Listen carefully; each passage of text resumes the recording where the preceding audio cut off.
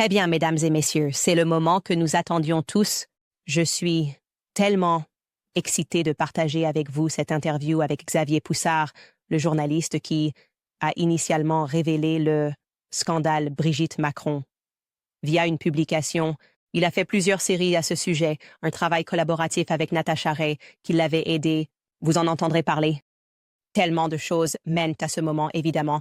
Je voulais donc vous dire que lorsque je me suis assise avec lui à la fin de l'année dernière, jamais je n'aurais pu imaginer qu'Emmanuel Macron et Brigitte m'enverraient une lettre légale, je crois, parce qu'ils savaient que cette interview allait être publiée et qu'ils ne voulaient pas que cette série ait lieu. Et de bien des manières, cette série n'aurait peut-être pas eu lieu si je n'avais pas insisté davantage, simplement parce que je crois en la liberté d'expression et en l'information, et je crois que ce qui se passe en France est mal. Xavier Poussard n'est jamais apparu devant la caméra avant ce moment. Il a été remarquablement discret sur son travail. Il a consacré des années de sa vie à affronter le poids de ce que je décrirais comme un gouvernement totalitaire en France qui s'en est pris à lui et à sa famille. Il a déraciné sa famille et a dû déménager en Italie pour s'assurer qu'ils étaient en sécurité et protégés. Et bien sûr, il n'est pas le seul. Cette interview est l'aboutissement d'une année de travail, vraiment une année. L'année dernière, lorsque j'ai lu Just the Tip of the Iceberg et reconnu que c'était une histoire explosive. Et puis quand Xavier Poussard et moi nous sommes initialement assis et avons simplement montré une photo de lui, YouTube a décidé de retirer entièrement l'interview et a essentiellement dit que nous n'étions pas autorisés à discuter des sectes ou à insinuer quoi que ce soit à propos des sectes, mais nous avons senti qu'ils avaient peut-être été contactés par quelqu'un avec beaucoup de pouvoir. Eh bien, cette fois, ce que nous avons fait en réponse, c'est que nous avons construit un site web entier où nous pouvons mettre en ligne des interviews comme celle-ci, sans craindre qu'elles soient retirées. Et, bien sûr, c'est sur candaceowens.com. Juste pour vous informer, lorsque lui et moi étions assis, j'essayais encore de comprendre les éléments de l'histoire. Donc, vous pourriez m'entendre poser des questions comme les spectateurs poseraient des questions en essayant de comprendre exactement ce qu'il suggérait. C'est pourquoi nous avons estimé qu'il était important d'en faire une série pour que vous puissiez au moins avoir le soutien des 6 premiers épisodes pour comprendre ce qu'il dit, ce que je pense que la plupart d'entre vous font maintenant était si important pour nous, si important pour l'équipe. Nous avons mis tellement de travail dans cela. Et je suis vraiment humble dans tout cela, reconnaissant envers Xavier Poussard, Natacha Ray et tous les journalistes qui ont bravé le gouvernement français, vraiment, et la malveillance du gouvernement français pour nous amener à ce moment. Donc, sans plus attendre, voici Xavier Poussard. Xavier, je ne sais vraiment pas par où commencer ici. J'ai déjà l'impression que cela va être la plus grande histoire de l'année et nous ne sommes qu'en janvier. Et donc, je pense, juste pour mes audiences et tout le monde dans le monde entier, racontez-nous comment vous vous êtes impliqué dans l'histoire de Brigitte Macron, Emmanuel Macron, quel est votre parcours et qu'est-ce qui a éveillé votre intérêt? Alors, je me suis intéressé à Brigitte Macron, tout simplement parce que je fais des portraits de presse. Donc, je me suis intéressé à ce sujet parce que je m'intéresse aux portraits de presse, et cela signifie que je me spécialise dans les portraits de presse non autorisés, le genre de choses que les gens pourraient ne pas vouloir que quelqu'un dise à leur sujet, mais je le fais avec conscience, et je le fais aussi précisément que possible. Et donc ils ont en quelque sorte sorti cette biographie. Brigitte, Macron, Emilio Macron. Il y a cette biographie non officielle qui est publiée à leur sujet. Et quelle est la première chose qui vous frappe, comme étant particulière? Ce qui était très étrange dans le cas d'Emmanuel Macron, Il y avait une surmédiatisation. Les médias traditionnels ont décidé d'attaquer très fortement les autres candidats lors de l'élection présidentielle de 2017 en particulier, Pénélope Fillon, et de saluer et louer tout ce qui entourait Emmanuel Macron et Brigitte. Ils attaquaient essentiellement l'extrême droite, tout le monde s'y opposait, sauf eux. Alors ils ont essayé de dépeindre Macron comme une sorte de figure à la Mozart, qu'il était très vertueux et précaire. Ils ont commencé à former un récit, selon lequel il avait rencontré cette femme quand il avait 17 ans. Donc, ce genre d'homme de grande nature précaire, un conquérant, un virtuose, à qui personne ne pouvait résister, essentiellement, comme l'était Mozart. Donc le premier mensonge concernait l'âge. Un journaliste avait compilé une combinaison du nombre de fois. Il a été noté qu'ils avaient initialement créé un récit, selon lequel il avait 17 ans, et elle en avait 36. Et donc c'était en quelque sorte cet homme courageux, vous savez, poursuivant la femme qu'il aimait à un jeune âge, parce qu'il était juste un jeune homme audacieux, pour ainsi dire, alors qu'en fait, il avait 14 ans à l'époque, et elle en avait 39, ce qui transforme l'histoire courageuse en une histoire de pédophilie et d'abus sur mineurs. Lorsque le véritable âge a été révélé, il y avait de nombreux mécanismes de communication en jeu de la part du couple. Ils ont vraiment joué sur la manière dont l'histoire a été présentée au public. C'était un peu comme le film de Robert De Niro et Dustin Hoffman, Des hommes d'influence, où ils utilisaient un spin doctor qui apportait certains messages au public pour les distraire du véritable scandale en cours. Mais il y avait un récit qui tournait autour de la différence d'âge, comme étant un problème entre un homme plus jeune et une femme d'un âge plus avancé, alors que la différence d'âge était exactement la même, par exemple, entre Donald Trump et Melania. Pourtant, personne n'a sourcillé là-bas. Cependant, le problème n'est pas tant la différence d'âge, et les gens ont un peu suivi le mouvement ici en se demandant, eh bien, pourquoi c'est tellement injuste qu'un homme d'un âge plus avancé avec une femme plus jeune ne soit pas un problème, mais que l'inverse soit assez scandaleux. Mais ce n'est pas le problème ici. C'est une question de l'âge de Macron à l'époque, quand il avait 14 ans. Donc c'est clairement un abus sur mineur, plutôt que d'avoir simplement une histoire salace de différence d'âge entre un homme et une femme. Donc, essentiellement, ce que vous dites, c'est que les médias ont essayé de donner une tournure féministe moderne à cela. Quelqu'un s'est impliqué et a dit, nous allons prendre l'angle féministe, l'angle sexiste, l'angle misogyne, l'angle âgiste, et dire, vous ne remarquez cela que parce que c'est une femme plus âgée. Et pourquoi est-ce problématique si c'est acceptable pour Donald Trump de sortir avec Melania? C'est en fait une manière très intelligente d'essayer de le tourner. Mais vous dites, non, non, non, non. Il ne s'agit pas de l'écart d'âge parce que c'est un homme ou une femme. Emmanuel Macron n'avait que 14 ans et elle en avait 39. Ce que je vous ai expliqué, en fait, Brigitte Macron était en couverture de l'Économiste, et il y avait cette pression constante de la gauche pour culpabiliser les gens que l'idée de société patriarcale n'est pas correcte. Ils ont essayé de présenter Brigitte Macron comme cette poupée Barbie ou pin-up au public. Je crois, une entreprise a noté qu'en 2018, il y avait plus de contenu sur Brigitte Macron sur Internet que sur David Beckham, qui est, évidemment, bien plus renommé.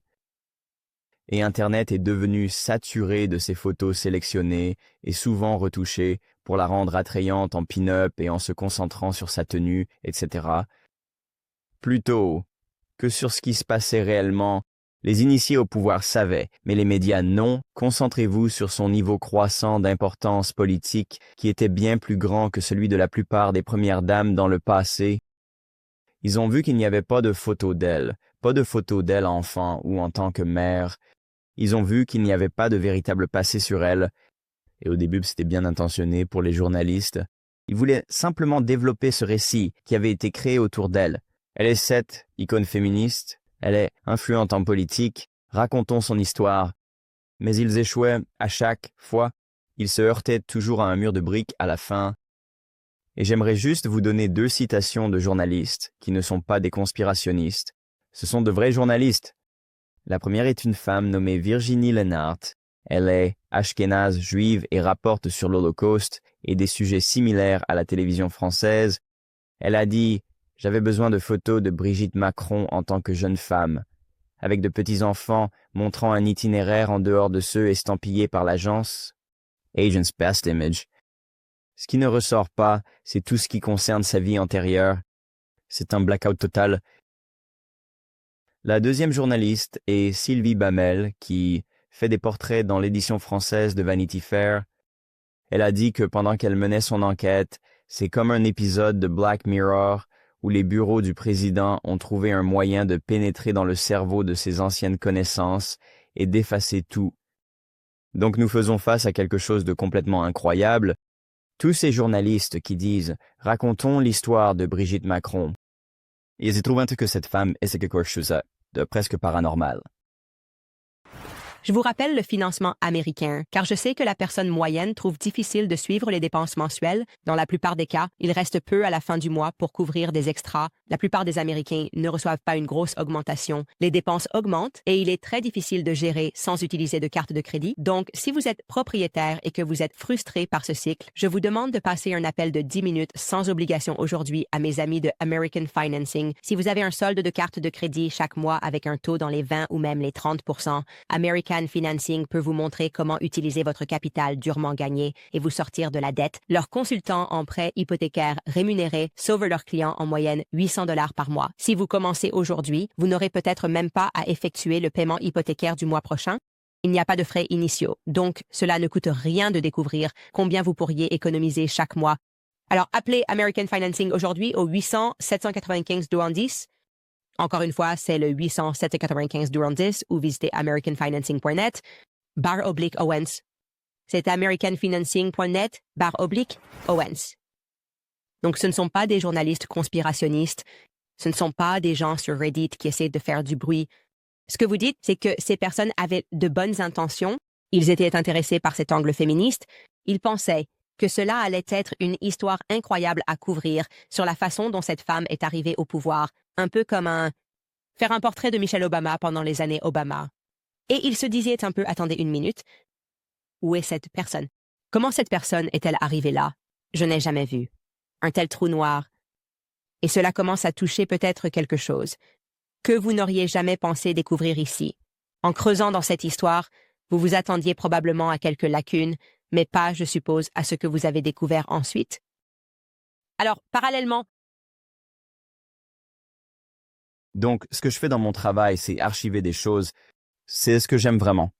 J'aime revenir sur les détails et dans l'histoire et examiner les problèmes des gens. J'avais un tas de personnes autour de moi, mes contacts à Paris, quelques journalistes grand public dans les médias qui me poussaient à dire des choses. Ils disaient « Vas-y, c'est ce que tu fais ». C'est ce que je fais, je prends des informations et je les partage quand d'autres journalistes ne le peuvent pas.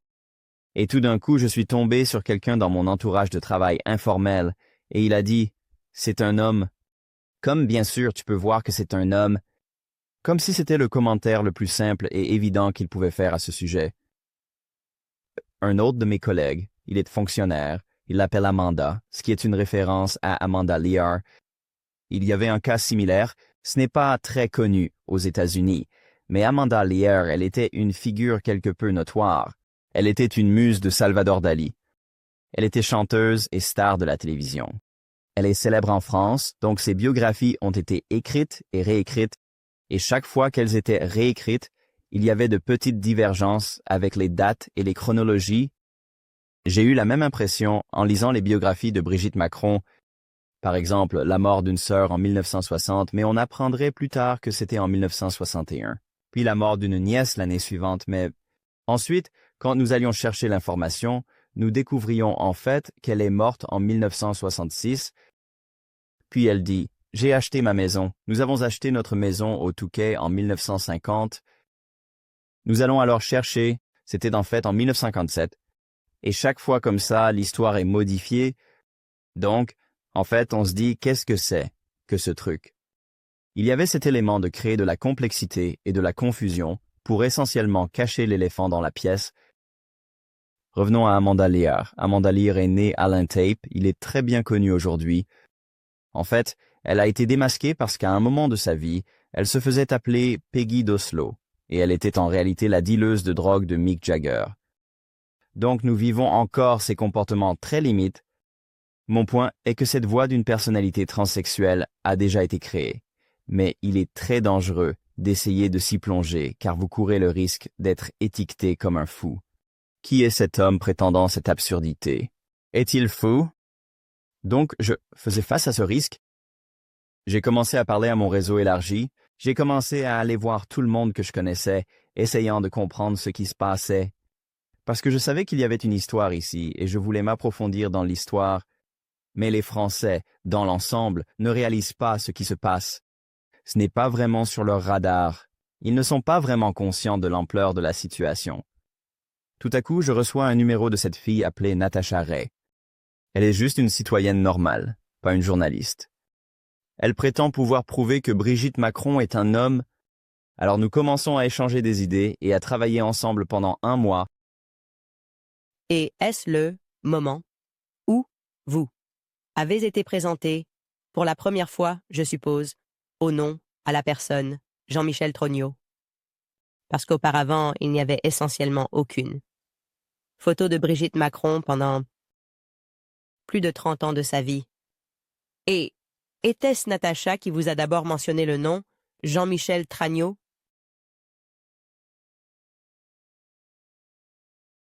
Alors, c'est quelque chose d'intéressant.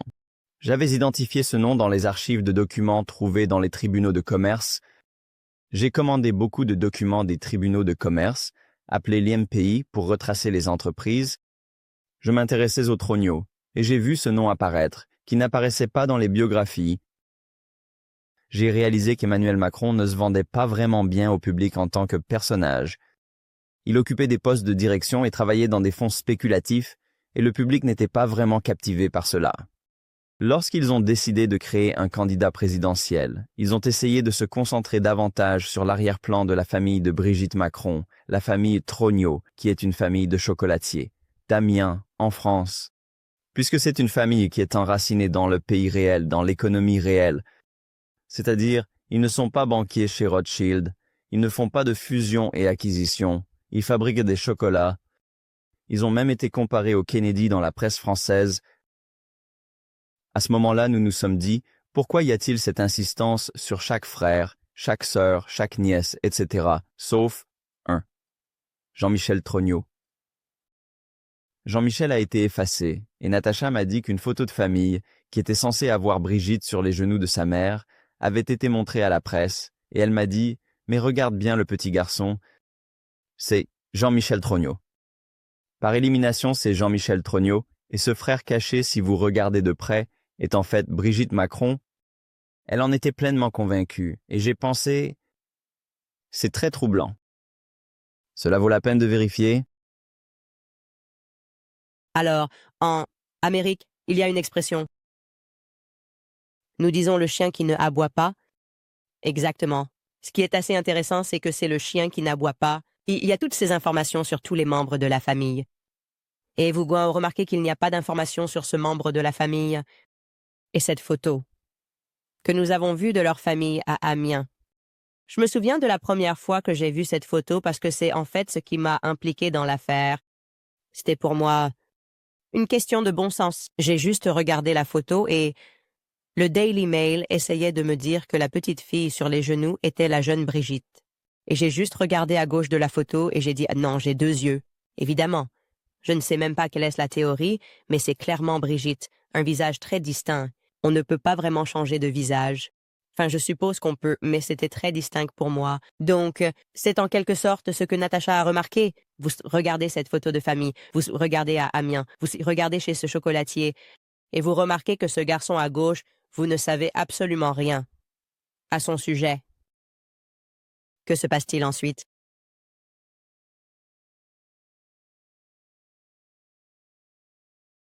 Dans un article, j'ai déclaré que vous savez, c'est une question légitime. C'est une question qui mérite d'être posée. Pourquoi Brigitte cache-t-elle des parties de son passé? Et pourquoi y a-t-il une telle réticence à parler de Jean-Michel? Ce qui m'a vraiment poussé à approfondir cette question, c'était quand Natacha et moi avons commencé à en parler, ils l'ont détenu sur ordre d'un cousin de Brigitte Macron. Natacha développerait une thèse approfondie sur comment Brigitte Macron et Jean-Michel Trognot, et à qui appartiennent réellement les enfants de Brigitte. Nous avons ensuite réalisé qu'un des cousins essayait de nous piéger en nous fournissant des détails qui n'étaient pas tout à fait exacts, nous envoyant essentiellement sur de fausses pistes. Ils ont essayé de manipuler Natacha, moi-même, puisque je me fiais à cette thèse pour obtenir des informations, et un autre journaliste également, pour nous pousser à suivre ces fausses pistes, peut-être sur ordre de l'Élysée et du gouvernement lui-même. D'accord, c'est fascinant parce que, et c'était aussi quelque chose que, encore une fois, je dis toujours à mes auditeurs, juste du bon sens, n'est-ce pas? Donc, je pense juste, je suis la première dame de France, je suis Candace.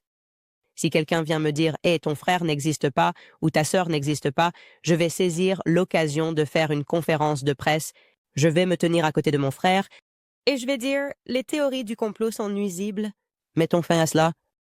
Je ne contacterai pas l'équivalent français des services secrets pour faire arrêter un journaliste qui travaille sur une histoire. Cela me rendrait immédiatement très étrange.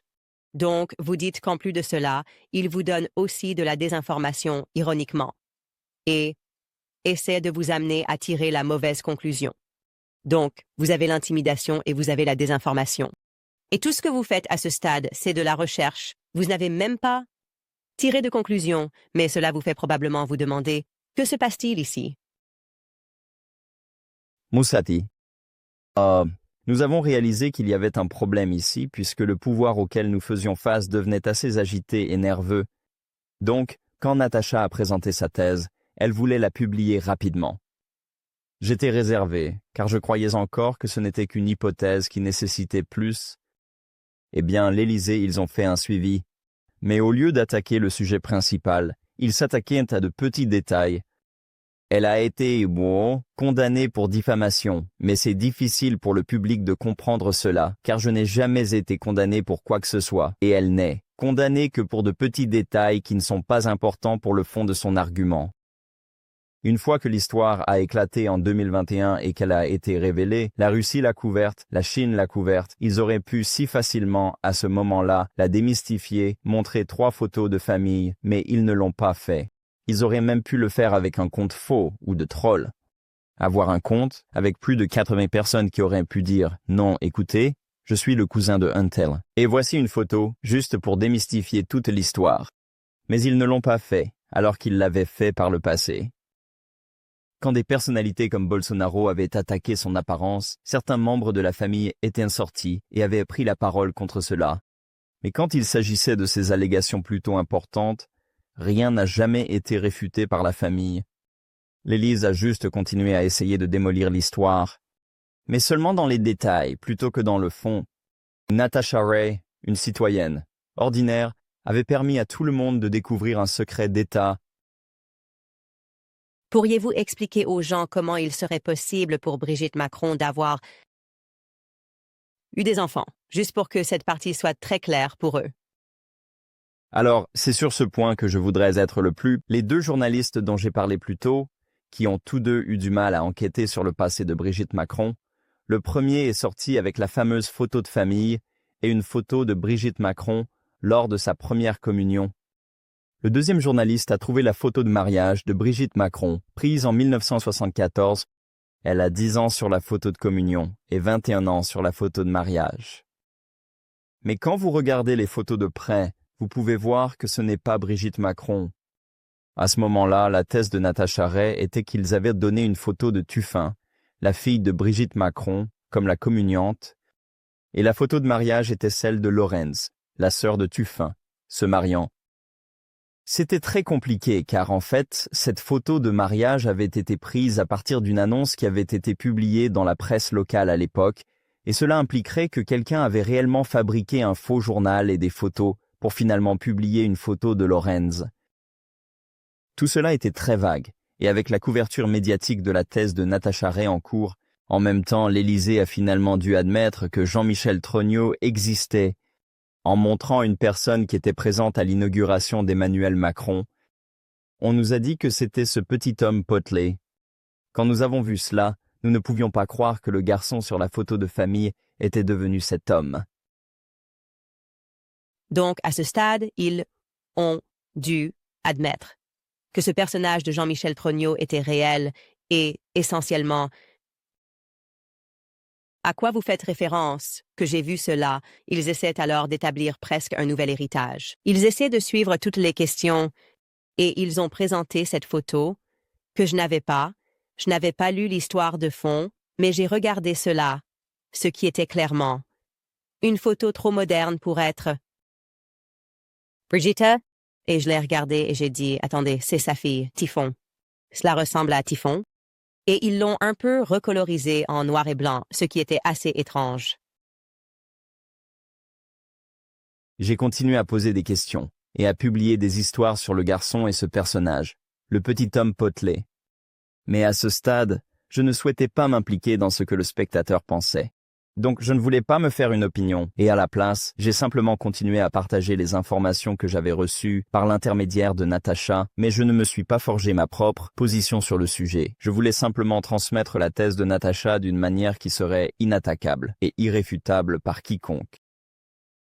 Donc à ce stade, juste pour ralentir un peu pour le public, comme je l'ai dit, ils essaient essentiellement de nourrir plus de mensonges au public. Et en fait, nous allons parler de Sigmund Freud et des médias modernes, mais ils croient essentiellement que si vous donnez tellement d'informations, cela devient si confus que le public finit par abandonner, parce que vous vous dites simplement « je ne peux pas suivre cela ». Alors, maintenant ils ont introduit cette photo. Ils reconnaissent que Jean-Michel Tragno existe, mais ils ne répondent pas vraiment aux questions à ce sujet. Ils introduisent également, comme vous l'avez dit, une photo de Typhon qui est recolorisée pour une raison quelconque. Ensuite, vous avez une troisième photo de quelqu'un qui est la photo de mariage dont vous parlez, la photo de mariage. Et ils présentent une troisième photo. Aucune de ces personnes n'est la même, mais cela permet essentiellement de semer la confusion parmi le public. Voilà, ils croient qu'il y avait une confusion, mais mon entourage... Il y avait encore beaucoup de confusion à ce moment-là. Mon enquête venait d'être lancée. Le mystère de Brigitte Macron, et je publiais de petits éléments de preuve et laissais le public décider par lui-même. Ensuite, un dossier a été publié en décembre 2021 et plus tard en juin 2022 par un journaliste nommé Emmanuel Allison. Elle a passé la majeure partie de sa carrière au Monde dans leur hebdomadaire qui est l'équivalent en France du New York Times. C'est une femme de gauche d'une 50aine d'années, issue des médias traditionnels, mais curieuse et sincère dans son enquête sur Brigitte Macron. Elle commence donc à suivre l'histoire et considère ses articles comme des attaques sexistes contre Brigitte Macron, mais elle voit qu'il y a un autre problème sous-jacent plus profond ici. Elle commence à suivre Natacha Ray et à relayer les histoires, et bien que je savais que ces histoires seraient ensuite relayées de manière très fake news, au point que les portes lui seraient ouvertes, ce qui ne serait peut-être pas le cas pour moi de la même manière, puisque j'étais en quelque sorte une figure problématique. En termes de médias traditionnels, j'ai finalement pensé qu'elle serait quelqu'un à qui il donnerait réellement des informations, étant donné son parcours de journaliste des médias traditionnels et son approche. J'ai alors décidé de retourner aux archives, plus précisément aux archives départementales, et de trouver toutes les listes de classes. J'ai donc trouvé les listes de classe de Brigitte Trogno, puis j'ai trouvé les listes de classe de Jean-Michel Trogno, qui comptaient environ 100 personnes chacune. Je les ai ensuite listées, classées, et j'ai commencé à contacter chacune d'elles afin d'obtenir leurs témoignages pour voir où cela mènerait, et j'ai relayé cela à Emmanuel Allison. Dans les archives, je pouvais voir que Brigitte Trogno était là, parce qu'en revanche, Natacha pensait qu'elle, la véritable sœur de Jean-Michel Trogno, n'avait jamais réellement existé, mais j'ai découvert qu'elle existait, parce qu'elle était sur ces listes. Cependant, nous n'avons pas pu vraiment déterminer qui était Brigitte Macron. Était-elle une Trogno? Était-ce Jean-Michel, le gars potelé, que nous avons mentionné, plus tôt, qui était en réalité Brigitte Macron? Nous ne pouvions tout simplement pas la situer exactement, mais nous savions qu'elle avait existé. Je trouvais cela assez compliqué parce que je traitais avec des personnes de la génération de Brigitte Macron qui avaient entre 70 et 80 ans. Et j'étais en Italie à l'époque, les appelant, utilisant WhatsApp, essayant d'obtenir des photos, mais c'était difficile pour les hommes de se souvenir de beaucoup de choses sur Jean-Michel Trogno. Cependant, le fil conducteur était que beaucoup de femmes, en particulier celles qui étaient censées être dans la classe de Brigitte Chardinot, disaient qu'elle ne se souvenait pas d'elle. Nous ne la reconnaissons pas sur les photos, nous ne pouvons pas vraiment la situer, et ce phénomène revenait sans cesse. Et en plus de cela, je m'assurais d'enregistrer tout pour que rien ne puisse être retenu contre moi légalement par la suite. Fascinant. Donc vous parcourez les listes de classe. Et vous tombez sur le nom de Brigitte Trogno, mais lorsque vous parlez réellement aux camarades de classe, ils n'ont aucun souvenir d'une Brigitte Trogno. En juin 2023, Je me disais, tout cela est vraiment étrange. Je n'avais toujours pas, après toutes mes recherches, une seule photo confirmée de Brigitte Trogno ou de Jean-Michel Trogno à ce stade. La journaliste du Monde, qui avait signé un contrat stipulant qu'elle devait incorporer les mots « fake news » dans son titre, a décidé d'aller à Amiens pour rencontrer des gens Alors je lui ai donné une courte liste de 5 personnes à interviewer. Donc, parmi les 100 personnes que j'avais accumulées pour chaque classe, je les ai réduites à 5. 5 pour Brigitte et 5 pour Jean-Michel. Alors elle va à Amiens et elle obtient plus d'informations et de photos. Et il y a cette photo en particulier de 1976, une photo de mariage, où l'on peut clairement voir que la mariée est Brigitte Trognaux. Il y a 2 autres photos que je vais vous montrer en exclusivité. J'ai donc décidé d'utiliser un logiciel de reconnaissance faciale de Chine qui est extrêmement précis, et j'ai comparé les photos de Brigitte Trognaux et de Brigitte Macron. Avec cela, j'ai réalisé qu'en fait, Brigitte Macron n'était pas Brigitte Trognaux, pas la personne qu'il montrait sur les photos d'enfance, mais en fait, Jean-Michel Trognaux et Brigitte Macron. Jean-Michel Trognaux n'était pas, non, plus le petit gars joufflu que nous avons mentionné plus tôt. J'en ai conclu que Brigitte Macron est en réalité Jean-Michel Trognaux, né en 1945 à Amiens, et que cet individu a assumé l'identité de sa sœur, Brigitte Trognaux, en 1986. Donc c'est vraiment une histoire de vol d'identité. Alors elle va à Amiens, la journaliste du Monde, et vous réalisez à ce moment-là que vous obtenez une correspondance avec ce logiciel chinois qu'ils utilisent pour les scores de crédit social. Et ils vous disent « Hey, ce n'est pas cette Brigitte Trognaux, c'est ce Jean-Michel Trognaux. C'est une correspondance. » Voilà. Brigitte Macron est Jean-Michel Trognaux, pas Brigitte Trognaux. Je précise aussi que Je voudrais également souligner que ce logiciel de reconnaissance faciale est très visuel, très précis et vous permet de présenter des preuves qui résisteraient à toute accusation de diffamation devant un tribunal. Mais je vais vous montrer toutes les données de cette analyse logicielle de ces photos afin que vous puissiez clairement voir ici que c'est lui.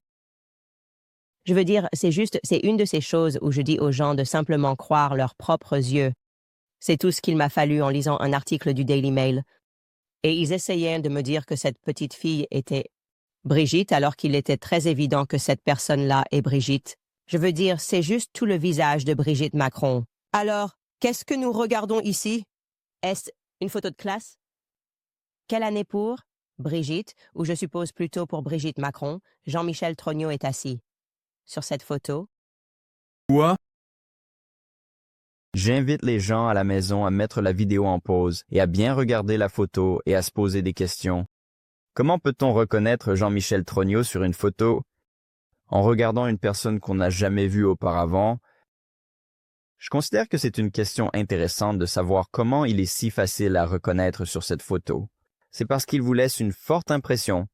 Dans la deuxième photo, c'est le même effet que dans la première, où la ressemblance est si flagrante que moi-même, au début, je me suis même demandé s'il n'y avait pas une sorte de mise en scène.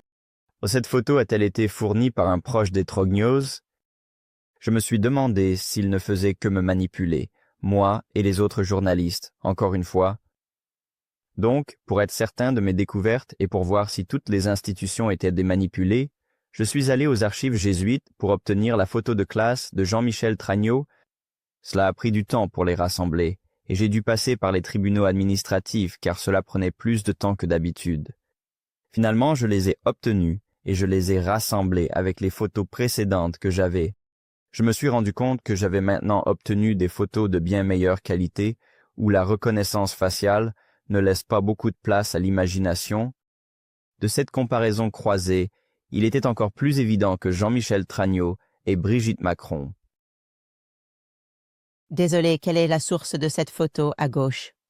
C'est la photo de quand Brigitte était enseignante, n'est-ce pas? Oui? Professeur de théâtre. C'est un professeur de théâtre. C'est Brigitte quand elle a rencontré Emmanuel Macron. Et on nous l'avait vendu. Donc le dernier point, très important, ce sont les dents. Le niveau de manipulation devient assez flagrant, parce que sur la photo actuelle, elle a les dents droites, mais sur la photo de famille, elle avait fait refaire ses dents. La photo a été retravaillée pour obtenir cela. Vous pouvez le voir en comparant les anciennes photos de classe à la photo de famille. Ce qu'il faisait, c'était dresser un portrait d'elle comme étant un mélange entre Claudia Schiffer et Robin Williams dans le cercle des poètes disparus. Comme cette pin-up, ils ont même amélioré son œil, redressé ses dents et en général, retravaillé la photo pour la rendre plus belle. C'est vraiment vicieux que ce mensonge soit montré au public et à quel point ils sont allés loin pour manipuler le public. Et c'est intéressant parce que ce n'est pas la seule fois qu'ils ont manipulé une photo que tu me montrais. Hors ligne. Mais même cette photo originale qu'ils ont donnée au public, que je n'avais jamais remarquée avant que tu ne la montres. Mais dans cette photo originale de la famille Amion, on voit qu'il y a un abat-jour à l'arrière et puis l'abat-jour disparaît complètement. Et cette photo n'a été rendue publique que de la famille de Brigitte elle-même. Donc ce n'est pas comme si un journaliste avait manipulé cela. Cela signifie qu'il manipule intentionnellement des photos de l'enfance de Jean-Michel Trogneux. Oui. Alors ça, c'est un épisode qui aussi... Ce que je trouve fascinant dans cette recherche, c'est qu'au départ, je sentais que je ne prenais même pas beaucoup de risques parce que c'était tellement flagrant. Pour faire simple, l'affaire pue. Il y a quelque chose ici qui sent le poisson. Même sur la photo de famille, l'œil du spectateur est attiré par Brigitte Trogneux, puisque l'on nous dit que Brigitte Trogneux et Brigitte Macron, c'est la petite fille sur les genoux de la mère. Et puis il y a ce petit garçon. Là, regardez attentivement ce petit garçon. C'est la même Brigitte Macron que nous connaissons grâce à la reconnaissance faciale. Quand vous regardez la photo, ils ont modifié l'abat-jour. Initialement, la presse a montré une photo avec l'abat-jour.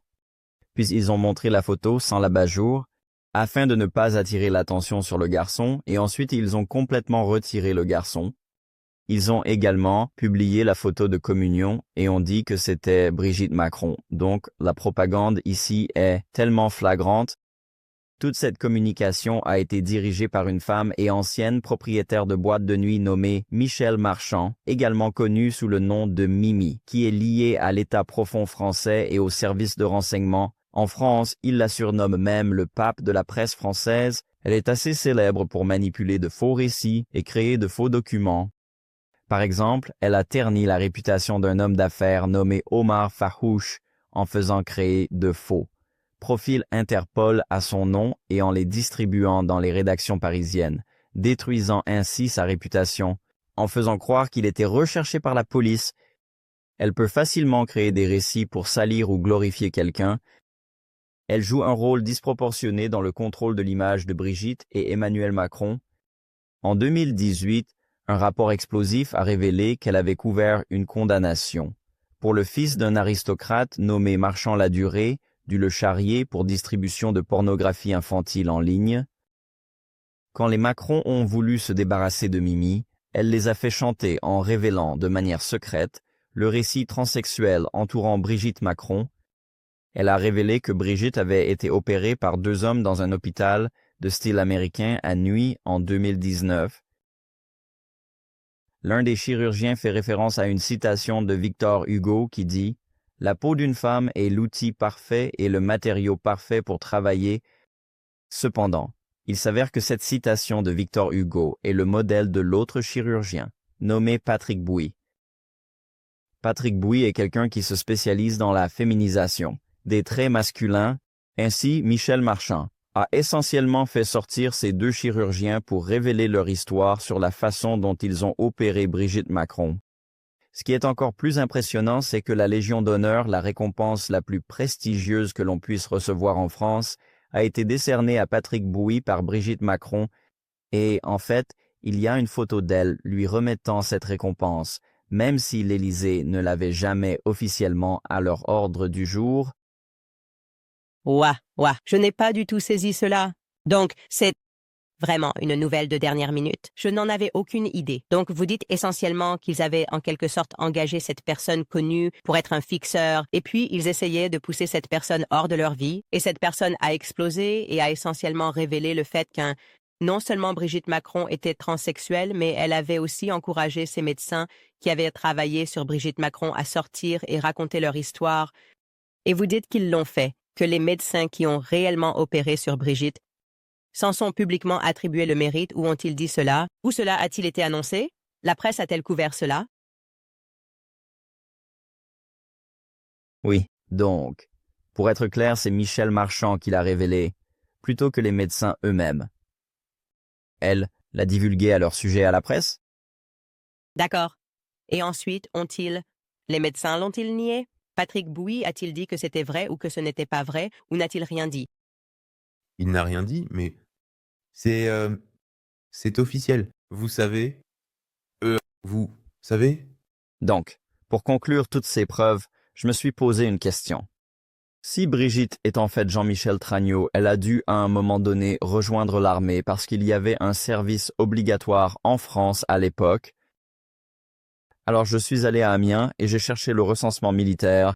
À l'époque, les hommes faisaient leur service militaire à l'âge de 18 ans et ils devaient se déclarer pour effectuer leur service national qui durait environ 1 an et demi lorsqu'ils servaient dans l'armée française. En fait, j'ai trouvé dans les archives le document où le père de Jean-Michel Trognaud déclare que son fils effectue son service militaire en Algérie. Jean-Michel Trognaud était enregistré comme vivant à Alger, pas très loin de l'université d'Alger. Rappelez-vous, l'Algérie n'a obtenu son indépendance qu'en 1962. Ce qui est incroyable, c'est comment nous comprenons tout cela avec le recul. En 2017, il y a eu une visite d'Emmanuel Macron à Alger, et à l'époque, il y avait de nombreux articles dans la presse algérienne expliquant qu'une aile entière de l'université d'Alger avait été rénovée. La presse indiquait qu'ils avaient fait des travaux dans cette aile de l'université, puisque Brigitte Macron y avait étudié.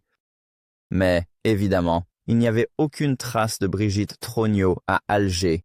La seule personne de la famille Trognaud trouvée à Alger était Jean-Michel Trognaud. Ouah, ouah. Donc vous savez cela. Parce qu'évidemment, comme vous l'avez dit, il devait se déclarer pour se récuser du service militaire. Son père devait fournir une excuse, et l'excuse était que Jean-Michel Trognaud ne peut pas faire son rapport obligatoire au service militaire parce qu'il est en Algérie. Et maintenant, ils essaient de dire Brigitte Macron. Non, le point est quand il fait le père va à Amiens au bureau pour dire: «Bon, parce que vous pouvez avoir 20 ans, c'est 8 ans, c'est normal». Il dit: «Il vit à Alger, d'accord, mais quand faisant, des années plus tard, Macron vient et les autorités algériennes disent: «OK, nous reconstruisons l'université parce que Brigitte Macron a étudié dans cette université à Alger». Oui, je comprends. C'était à Alger. Oui, c'était Jean-Michel Trognaud. C'était Jean-Michel.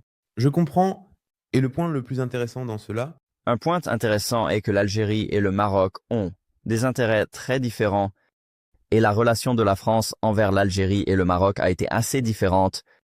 Alors que l'Algérie a une connexion plus étroite avec la Chine et la Russie, les Marocains sont plus proches d'Israël. Ce qui était intéressant, c'est que lorsque Macron a soudainement commencé à se rapprocher de l'Algérie, les gens se sont même interrogés au point de se demander s'il se passait quelque chose. Y a-t-il une sorte de chantage qui se passe en coulisses? Il a été le premier président à essayer de former des liens plus étroits avec l'Algérie de cette manière.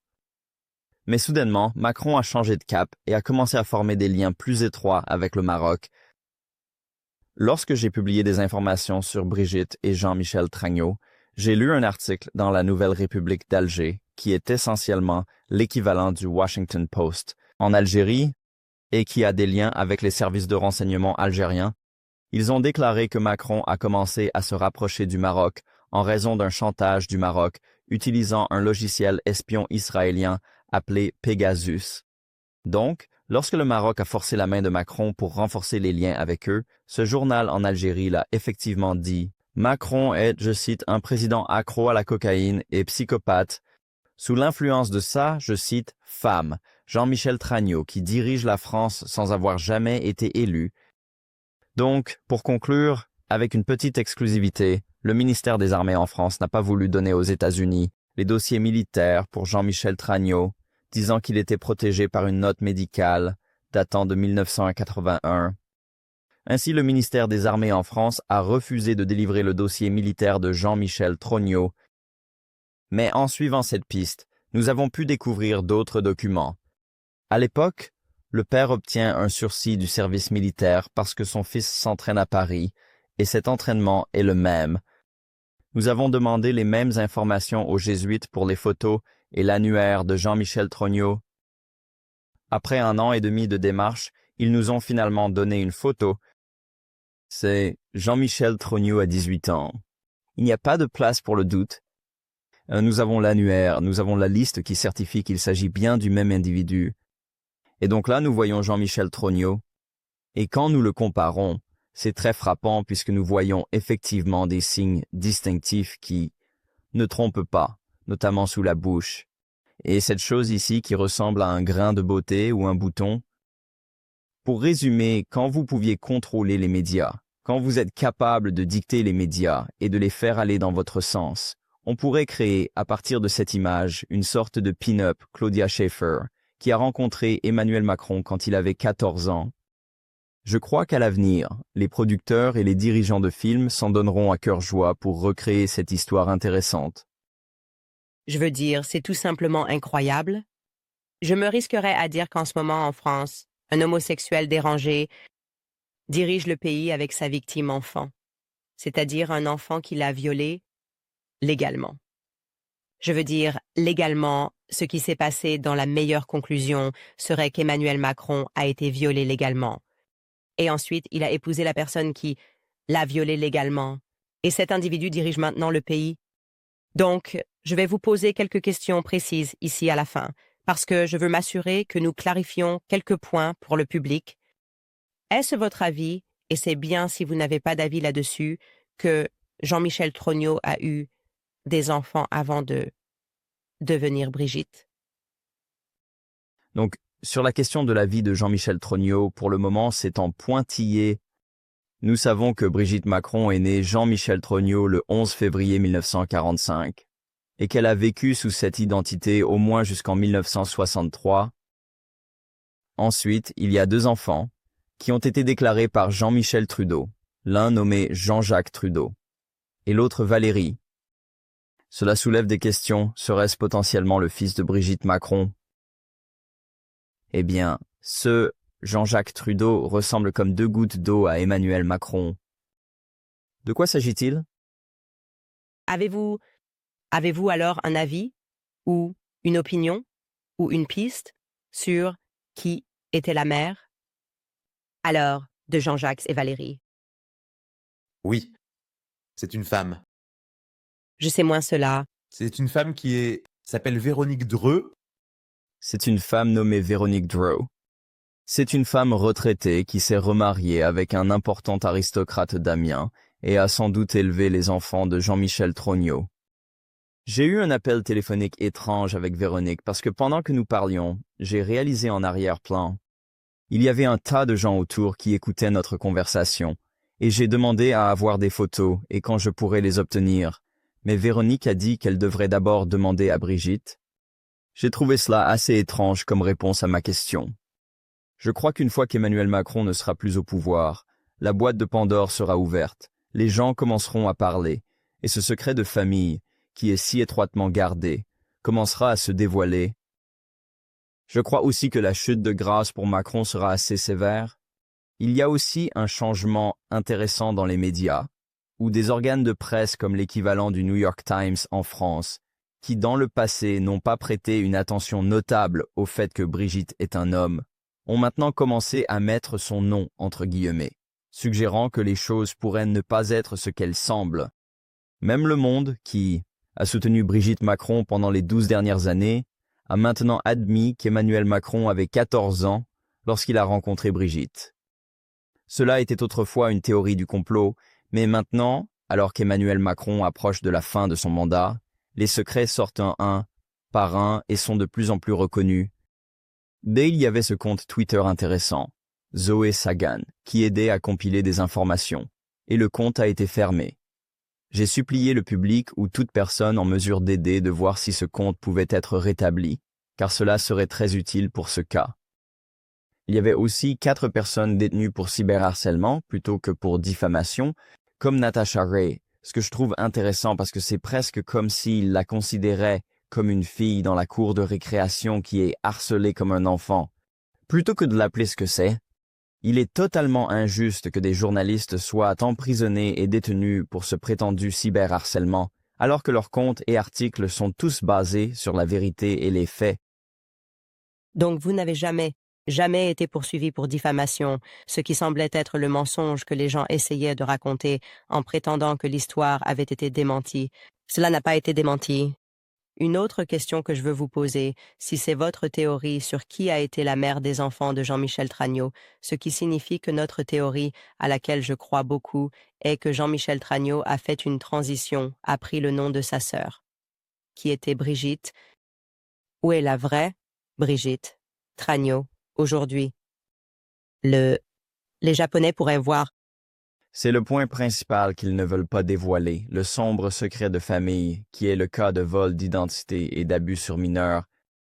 De nombreux journalistes avant moi ont posé la question, même un du Monde, et aucun membre de la famille n'a souhaité répondre. Les téléphones sont simplement raccrochés. Les gens ne sont tout simplement pas disposés à en parler. Il y a cette notion intéressante de consentement. Si vous prenez le permis de conduire de quelqu'un, même avec son consentement, c'est toujours un vol d'identité. Mais ce n'est pas une question de ce consentement, c'est une question d'un mineur qui ne peut pas donner son consentement. Si vous regardez à quel point tout cela est extrêmement tiré par les cheveux, en 2007, quand elle est devenue Brigitte Macron, cela s'est produit sous une fausse identité. Ce mariage de Brigitte Trognaud devenant Brigitte Macron est construit sur la fraude, puisque Brigitte Trognaud n'était pas la véritable identité. C'était Jean-Michel Trognaud. Les Français ont, en essence, placé au pouvoir un couple dont toute l'identité est basée sur une construction frauduleuse, la falsification, la pédophilie et l'abus d'un mineur. Quand Vladimir Poutine a parlé d'un empire de mensonges, c'est ce qu'il voulait dire. Je veux dire, le livre Guinness des records ne pourrait pas battre le nombre de mensonges qui ont été racontés dans toute cette histoire. Il est temps que nous nous posions la question des jeunes leaders. Nous avons eu ce problème et ce questionnement sur la moralité d'Obama aux États-Unis, Tragnaud au Canada. Ces jeunes leaders sont-ils manipulés et contrôlés par le chantage? Vous savez, je pense, et c'est assez concluant, que le monde commence à se réveiller à ce concept selon lequel les leaders sont sélectionnés, préparés et formés, puis insérés dans des positions de pouvoir. C'est une conversation qui a lieu maintenant en Amérique, même en ce qui concerne Barack Obama. En revenant en arrière et en réalisant qu'une grande partie de ce que le public a été informé sur, son passé n'avait aucun sens. Et pourtant, en même temps, ils utilisent les mêmes mécanismes. Ils accusaient quiconque remettait en question le récit d'être raciste. C'est un peu la même chose avec Brigitte Macron. Quiconque remet en question le récit doit être misogyne ou doit être agiste. Il semble que nous soyons au bord d'un éveil mondial. Et c'est vraiment grâce, en Amérique, à la liberté d'expression, au journalisme indépendant, à la possibilité de communiquer comme vous et moi l'avons fait, sur X, et d'établir une communication, puis de travailler ensemble pour révéler des histoires plus importantes. Mais la question évidente que tout le monde se posera en regardant cela est, avez-vous peur pour votre vie? Êtes-vous inquiet, étant donné le pouvoir évident que les Macron ont, étant donné leur volonté d'utiliser les services secrets, leur volonté d'utiliser le système judiciaire, leur volonté d'utiliser la loi pour punir les gens qui s'immiscent dans l'histoire? Craignez-vous qu'ils puissent vous faire tuer? Y a vraiment une aura incroyable autour de cette histoire. Très tragiquement, Natasha Ray vient d'être diagnostiquée avec un cancer qu'elle croit être dû au stress que cette affaire lui a causé et au stress que les personnes entourant cette affaire lui ont causé. Son avocat a récemment perdu la garde de ses enfants. L'actionnaire de mon journal a été visé par une enquête financière et un contrôle fiscal sur toutes ses entreprises. Et de nombreux influenceurs qui ont parlé de cette histoire ont été accusés de cyberharcèlement. Des amis me disent que la police les a interrogés à leur retour après m'avoir rendu visite. Je n'ai moi-même pas retourné en France depuis 2021, depuis qu'ils sont venus à ma résidence officielle qui était la maison de mes parents. Des gens sont venus dans cette maison au milieu de la nuit, sachant qu'il n'y avait rien là-bas, et ont réveillé mes parents comme une sorte de tactique d'intimidation envers eux. Le journaliste du Monde, qui avait rencontré Natacha, a été suivi par les services secrets après cela. Donc, toutes ces tactiques de peur ont été mises en place et nous devons être prudents. Je crois cependant, sur une note positive, que le pouvoir s'effondre. Avec la montée des BRICS et l'élection de Donald Trump, tout comme pendant la Seconde Guerre mondiale, nous sommes presque à la fin d'une ère. Et en ce moment, la bête s'affaiblit, mais c'est aussi à ce moment-là qu'elle est la plus dangereuse. Ses poches de pouvoir deviennent plus petites à Londres, Paris et New York. Je n'ai pas peur parce que j'ai fait mon travail avec sincérité. J'ai fait ce que tous les journalistes devraient faire, c'est-à-dire collecter des photos. J'ai réussi à collecter 4 photos de Brigitte Trogneux qui montrent que cette femme n'est pas Brigitte Macron et 8 photos de Jean-Michel Trogneux qui prouvent que Brigitte Macron est en fait ce Jean-Michel Trogneux. Tout cela a été un travail journalistique légitime. Je crois que lorsqu'Emmanuel Macron ne sera plus au pouvoir et que la vérité sera dévoilée, les gens s'en rendront compte. J'ai été assez mesuré dans ma réponse à cela. J'ai tout fait de manière exemplaire. Xavier, eh bien, tu sais, je sais que mes abonnés soutiennent toujours les journalistes indépendants et ils vont certainement vouloir te soutenir. Je sais que tu travailles à transformer cela en livre et qu'il sera disponible en traduction anglaise. Alors, pouvez-vous nous dire où ils peuvent aller pour vous soutenir et soutenir, vous savez, tous les risques que vous avez pris pour porter cette histoire à l'attention du public? Suite à la pression sur mon actionnaire, je repars essentiellement de zéro, donc le soutien peut être montré sur mon ex-compte et sur ma newsletter et mon site web, et aussi en suivant certains hashtags liés à l'affaire. Parce que cette enquête est une affaire classée, une énigme, elle se lit vraiment comme un roman policier tellement invraisemblable, qu'on pourrait, à un moment donné, penser que l'auteur avait pris de l'acide. Même juste la retouche des dents sur les photos est au-delà du croyable. Mais un jour, il y aura un film sur ce sujet, car c'est comme si les Français vivaient dans une histoire fictive. Ce sera comme si quelqu'un se réveillait d'une hypnose collective. Vous voyez maintenant, pensez-vous encore que Brigitte est vraiment une femme? J'ai récemment vu Emmanuel Macron sur TF1, une chaîne d'information française, et il a dit que cette enquête sur son passé est comme le pire cauchemar de son mandat en tant que président de la France. Et depuis, ses chiffres de soutien ont diminué. J'ai l'impression que son pouvoir s'affaiblit à cause de ses mensonges et que l'avenir ne semble pas prometteur pour Emmanuel Macron. Eh bien, ce que je peux vous dire à la maison, c'est que ce n'est vraiment que la partie émergée de l'iceberg. Je sais que j'ai plus qu'éveillé votre intérêt. Tant de choses se passent ici. Je suis d'accord, nous nous réveillons tous d'une hypnose collective et nous devons soutenir les journalistes indépendants qui s'opposent à l'État partout dans le monde. À l'échelle mondiale, il semble y avoir, et un éveil se produit. Xavier Poussard est l'un de ces journalistes extraordinaires. Il a vraiment sacrifié une grande partie de sa vie personnelle, tout comme les autres personnes qui ont contribué à cette histoire incroyable. Nous mettrons tous les liens ci-dessous, tous les endroits où vous pouvez soutenir son travail. Financièrement, acheter le livre est juste un petit geste que vous pouvez faire, ce qui lui permet de continuer à enquêter sur l'histoire. Je pense que dans un an, la plupart du monde sera éveillé au fait que ce que j'ai dit il y a un an est vrai. Je crois qu'Emmanuel Macron est un homme homosexuel qui a été préparé depuis sa jeunesse. Je crois que la personne qui l'a préparé est maintenant sa femme.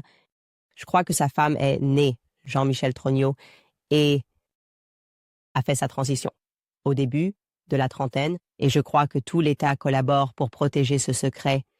Et comme je l'ai dit, je mettrai en jeu toute ma carrière professionnelle sur tous ces points. Les gars, nous vous verrons la prochaine fois.